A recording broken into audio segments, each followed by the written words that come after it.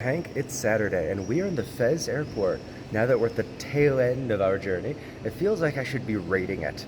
So, what to rate about Morocco? Morocco is a heavily touristed area for the areas that I went to. When you're a tourist, everyone's trying to get money from you. You're trying to get a good deal on everything. When you get a good deal, you call it a steal. When someone else gets a good deal over on you, you say you get robbed. Overall, there's a lot of thievery in there. I know anything about America's favorite indiscriminately generic Middle Eastern, Indian, Pakistani, Arabic, Berber, anything kid, Aladdin. It's that you gotta eat to live, gotta steal to eat, otherwise we get along. So I'm gonna rate my experience based on all the tactics used by the different individuals that I met on the trip to try to get as much money out of me, the tourist, as possible. And that's without any shame. I'm here as a tourist, they're here making their living. It's the way things are. Before we get rating, let's head off to the Paris Orly airport for our hub and then chalk down the line. Okay, now that we're at Paris Orly, let's go ahead and get rating our experiences of being targeted for money. In the middle, we're just going to put the average beggar sitting on the side of the street that all the world has. You go to Chicago, you go to New York, you go to London, it's gonna be there. We'll put them at a 2.5, just middle of the line. Some things are better, things are worse. So what could be better? Well, even if you don't want their assistance, there's always going to be the people that accept that they want to help you. Whether it's going to the grocery store, trying to find your way in the Medina, there's going to be people that are going to politely want to help for a little bit of money. They're very forward with it. They tend to be either smaller children or older adults, kind of the elderly, but it's all very respectful when that happens. Opposite side of that is going to be the ones that hound you. They don't take no for an answer, and they're trying to force their help on you. The helpful, polite ones we're going to put up at a 3. The forceful ones we're going to put down at a 2. From there, we have some of the shopkeepers and juice vendors and things like that. And once more, there's the good and the bad. The bad ones we're going to put at a 2 that just yell at you from their stands, and they just berate you. I had one just scream at me, look at me, and just not a nice experience. There's a lot of like yelling out, leaning towards you, waving, trying to make a big deal of it. So we're gonna put those at a 2. But then you also have the very polite ones. These tend to be like 18 to 25-year-old guys, where like if you make eye contact with them, they might give you like a nice smile, they'll give you like a thumbs up, and they'll gesture, whether it's at the fruit for their fruit stand, whether it's their wares, whether it's a table at the restaurant. For some reason, like the 18 to 25-year-old guys are just very polite about it. And they don't say anything. They, eye contact, nice motion. They just kind of gesture, and then if you go no, they just smile, give you a thumbs up, and then they look away. They're very nice about it. The ones I'm going to be giving a 1 star to are going to be the ones that try to hijack your day, hijack the moment. Some of them might have a laminated menu that they try to force into your hand, try to pull you over to the side. There'll be ones that try to generally trying to put stuff in your hands is not a good thing. Those try to put little necklaces on, things like that. Just not a good experience as they're trying to through physical contact get you to do things that you don't necessarily want to do. So that's going to be a 1 star. At the opposite end, a 5 star. What is a 5-star moment of someone wanting your money? For me, that was when I had a man come up to me with a stack of $1 bills. He had like 11 $1 bills, and he just wanted to exchange them for dirhams or euros.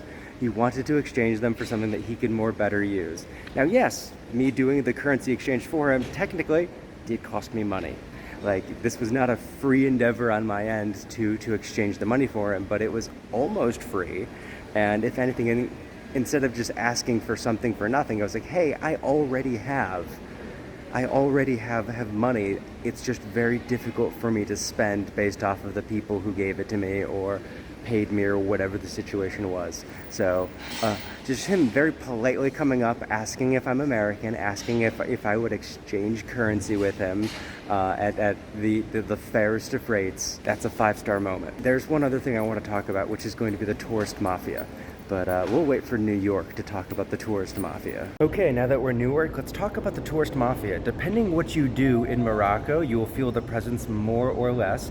If you do any of the 2-day, 3-day, 4-day guided tours, things like that, whenever you get to a location like Benait Hada or things like that, the guided tours will pass by 10, 15 different vendors throughout your tour.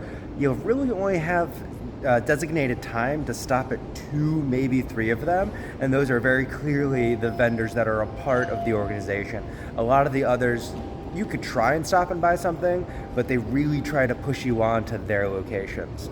Outside of the guided tours, if you go to the souks, the shopping areas within the medinas, the old cities and things like that, that everything is interconnected, and everything is going towards a greater schema. When I was outside of the medinas, when I was up by a crypt, there was an old Berber man that came up to sell me some things, and he very specifically said that he never goes down to try to sell in the Medina because he will get taxed and tariffed and harassed for anything he sells by, quite literally, the tourist mafia. The term that I'm using, I got from someone that on the other side of the situation experiences what it's like to be outside of the network. So overall, 1 star. I'd give it 0 stars if I could. But yeah, it's just not a good situation. I recognize that, this is a heavily touristed area, that there is, you could think of it like a guild or a union, but it is by no means fair, by no means something that is willingly agreed to by a chunk of the individuals in the situation.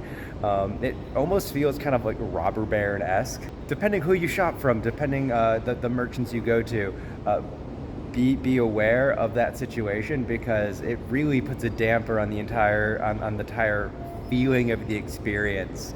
If you know that only some people are actually getting the opportunity to sell things at different locations. So now that we have the tourist mafia talked about, let's head off to Indianapolis to wrap up this review for an overall score. And welcome back to beautiful Indianapolis. So in total, where does this put our Moroccan money siphon experience? I'm going to rank it 3 stars. Not the most pleasant of experiences, but it is something that you deliberately sign up for if you are going to go on holiday in a location like this. Yes, there are going to be some more rude individuals. There's going to be people that are very blatant about their intent, but there's also going to be a lot of just wonderfully nice people. There's going to be a lot of people that want to be of service to you. They want you to have a good time. They want things to be easy for you. And they are absolutely wonderful to work with. Yes, you will have the rude elements, but once again, if you are deliberately going to this type of environment, you are probably aware of that situation. As a human experience, we're going to put that at 3 stars. Hank, it's been a pleasure talking to you, and hopefully I get to do so again.